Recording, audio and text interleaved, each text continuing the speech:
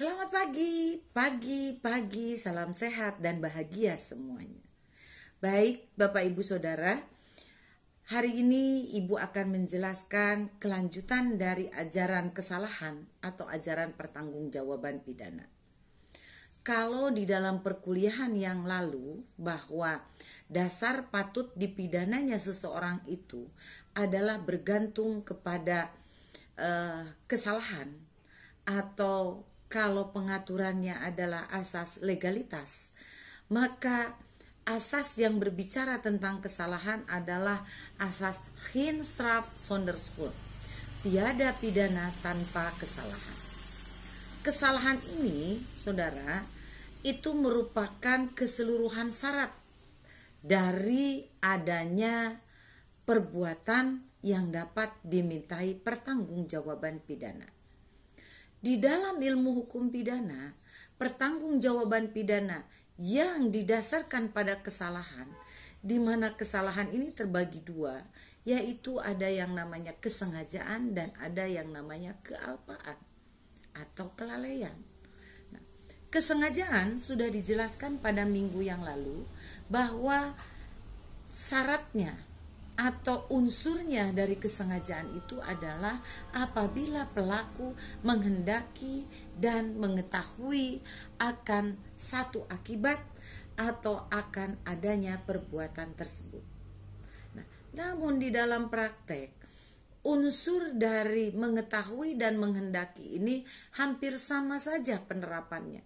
Karena sama-sama semuanya harus dibuktikan apabila itu dicantumkan di dalam rumusan delik. Nah, bagaimana dengan kesalahan? Nah, apa saja kesalahan itu? Nah, kesalahan, saudara, dengan kata lain adalah kurang hati-hati.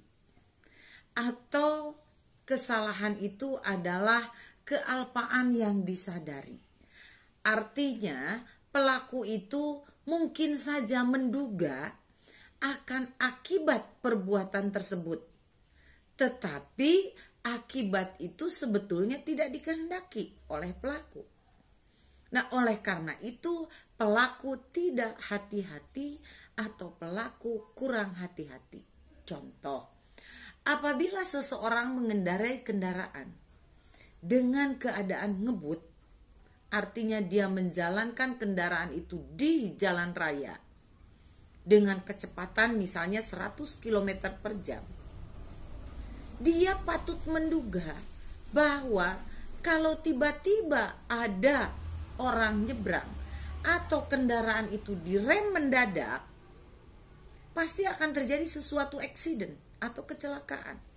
Nah, kecelakaan ini sebetulnya tidak dikehendaki oleh pelaku.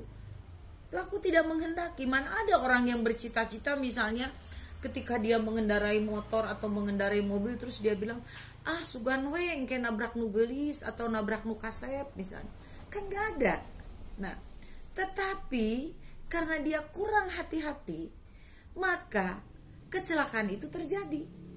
Nah, inilah yang namanya kelalaian atau kealpaan. Jadi sekali lagi, kealpaan itu adalah sebetulnya kebalikan dari kesengajaan. Nah, kealpaan ini ada beberapa bentuk. Dalam teori kealpaan itu ada yang disebut culpa lata atau kealpaan berat. Ya, kealpaan berat itu bisa menyebabkan misalnya kalau kecelakaan tadi itu korbannya meninggal dunia misalnya. Nah, ini artinya kealpaan berat.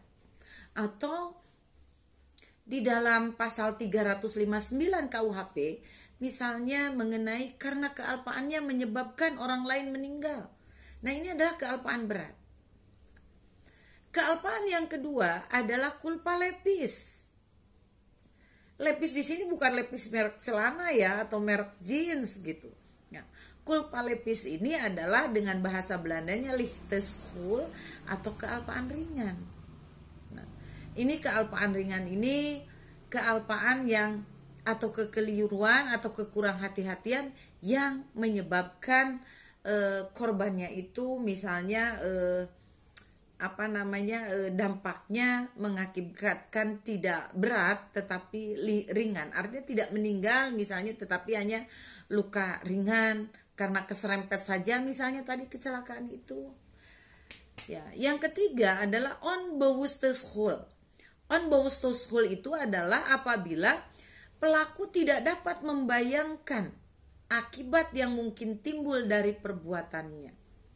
Misalnya, kalau orang mengendarai kendaraan di jalan tol, dia tidak mungkin bisa membayangkan tiba-tiba ada orang nyebrang, karena di jalan tol tidak mungkin ada orang nyebrang. Atau ada makhluk lain misalnya. Makhluk lain di sini misalnya binatang ya, bukan makhluk halus gitu. Nah, jadi misalnya tiba-tiba ketika dia mengendarai kendaraan di jalan tol dengan kecepatan, sebetulnya kecepatannya tidak menyalahi aturan, tapi sesuai dengan apa yang ditentukan oleh rambu-rambu lalu lintas atau aturan lalu lintas, misalnya 100 km misalnya, nah, per jam gitu. Dan tiba-tiba ada kambing nyebrang sehingga dia ngerem ngedadak, kemudian di belakang juga ada kendaraan nabrak dia dan seterusnya gitu, sehingga terjadi tabrakan beruntun. Nah, inilah yang dimaksud bahwa itu onbewusstelschool. Artinya pelaku tidak dapat membayangkan akibat yang mungkin timbul dari perbuatan yang dilakukan. Kenapa? Karena dia ngebut itu di jalan tol, bukan di jalan raya yang umum. Nah, sehingga ketika ini terjadi, maka itu masuk dalam kurang hati-hati dalam kategori atau bentuk yang ketiga. Nah, berikutnya ketika kita berbicara kemampuan bertanggung jawab ini, ada juga Bapak Ibu Saudara, orang yang seluruhnya bisa dimintai pertanggungjawaban, tetapi ada juga yang hanya sebagian saja dapat dimintai pertanggungjawaban. Yaitu misalnya orang yang punya kualitas pribadi tertentu. Nah, caranya gimana? Caranya ketika kita menentukan apakah seseorang itu dapat dimintai pertanggungjawaban atau tidak, maka kita ada 3 teori. Teori yang pertama adalah teori yang deskriptif. Teori deskriptif ini teori dengan cara menyatakan. Ya, ini biasanya dikemukakan oleh hakim ya, teori-teori ini. Nah, yang kedua adalah teori normatif.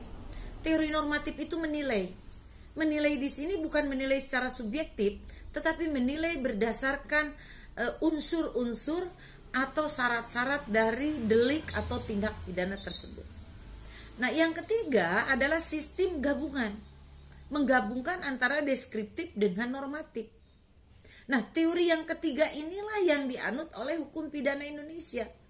Jadi ketika hakim memberikan sanksi mengenai menentukan apakah seorang pelaku atau terdakwa itu bersalah atau tidak bersalah atau dapat dimintai pertanggungjawaban atau tidak, maka hakim harus mendasarkan pada teori yang ketiga, yaitu teori deskriptif normatif. Dia harus dapat menyatakan alasan-alasannya kenapa yang bersangkutan dituduh atau dinyatakan bersalah dan dapat dimintai pertanggungjawaban dengan bukti-bukti dan dasar-dasar hukum yang jelas. Nah, inilah yang dianut di Indonesia dalam proses peradilan pidana di Indonesia. Nah, di dalam pelaksanaannya tadi saya mengatakan bahwa ada beberapa orang atau beberapa pihak yang karena kualitas pribadinya tidak bisa dimintai pertanggungjawaban secara penuh. Artinya dia hanya bisa dimintai pertanggungjawaban sebagian. Misalnya, tentu Anda pernah mendengar apa yang namanya kleptomani, ya. Nah, kleptomani ini adalah keadaan pribadi dari seseorang yang suka mengambil atau mencuri barang milik orang lain, di mana barang itu nilainya menurut ukuran kualitas pribadi dia mampu membelinya. Jadi ini dorongan jiwa, ini penyakit jiwa, saudara. Bukan hobi, ya, awas, bukan hobi, tapi ini dorongan jiwa. Nah, menurut ahli jiwa atau dokter jiwa, orang ini yang namanya kleptomani ketika dia mengambil sesuatu barang atau sesuatu benda punya orang lain, sementara menurut ukuran pribadinya dia atau orang tuanya mampu membelinya, maka itu masuk kategori kleptomani. Hobi mencuri, tapi mencurinya bukan barang-barang yang barang-barang yang di luar kemampuan dia. Contoh misalnya begini, handphone itu sekarang bukan barang mewah ya.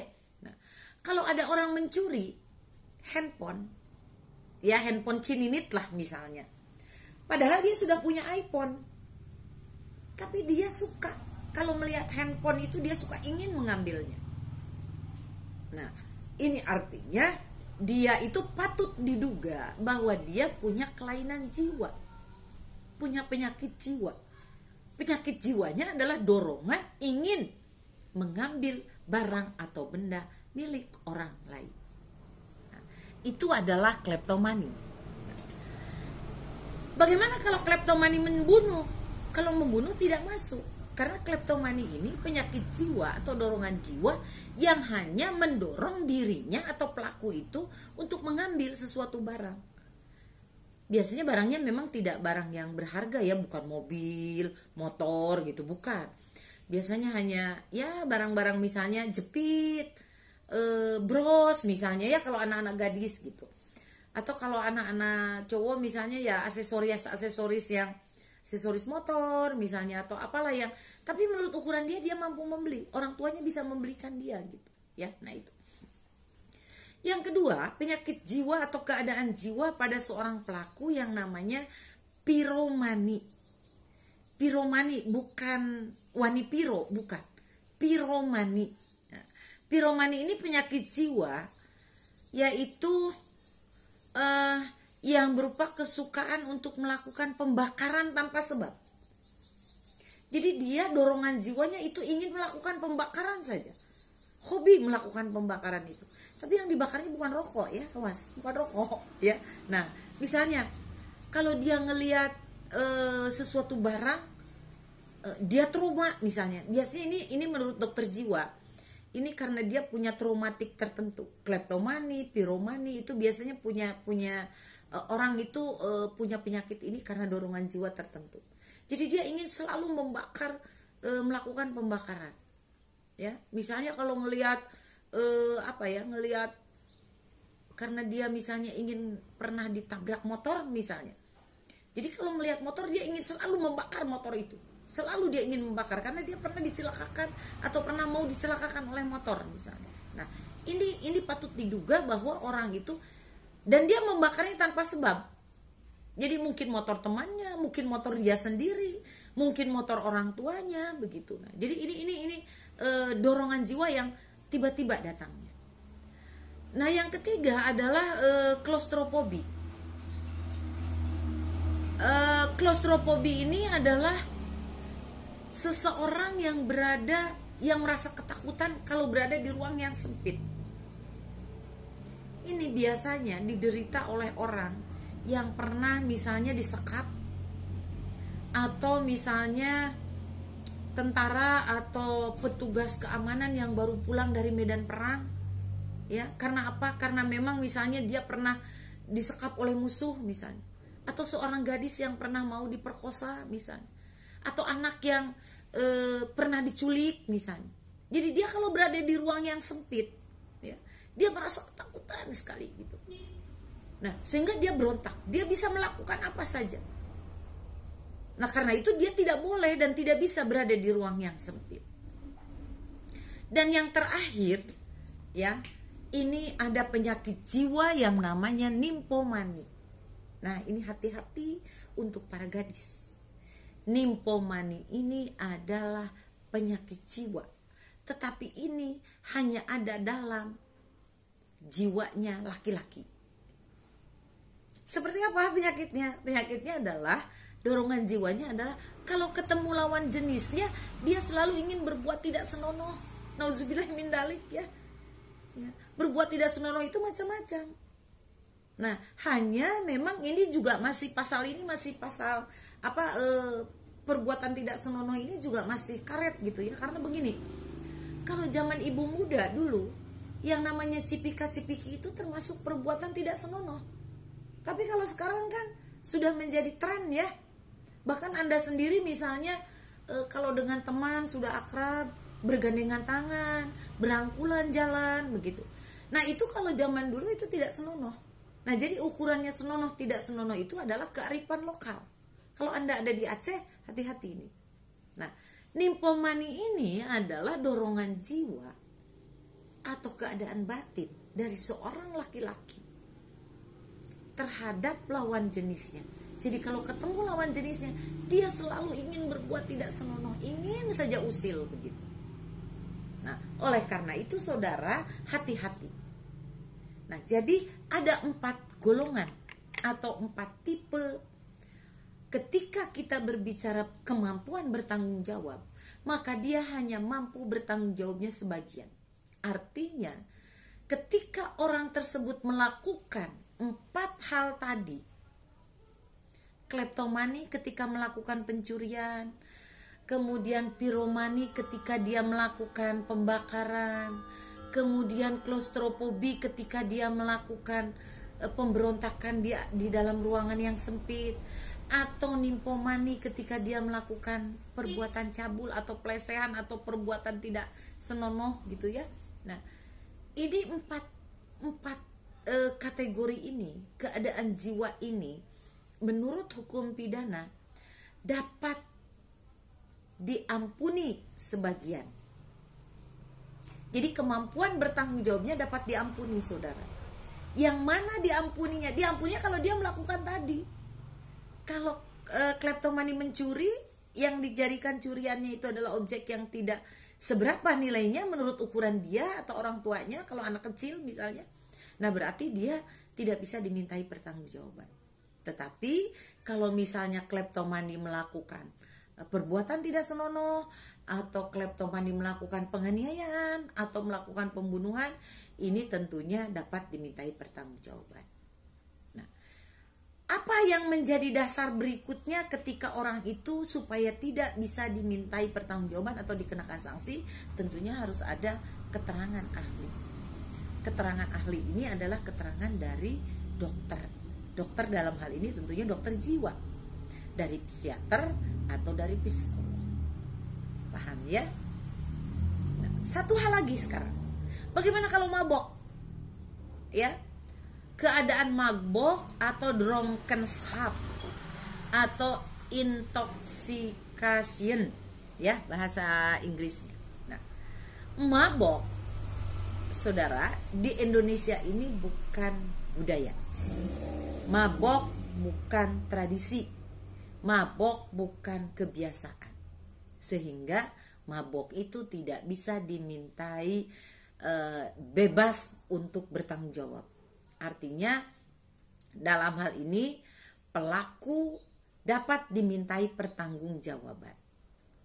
Terhadap hal ini sebetulnya ada dua pendapat atau dua teori ya. Yang pertama adalah harus dilihat batasnya antara mampu dan tidak mampu bertanggung jawab.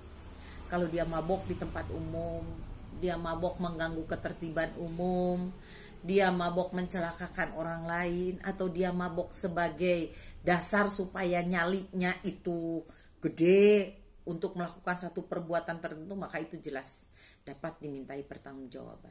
Jadi kalau Anda yang suka mabok, berhenti ya. Kalaupun mau mabok sendiri aja di kamar supaya Anda nggak kena sanksi pidana ya.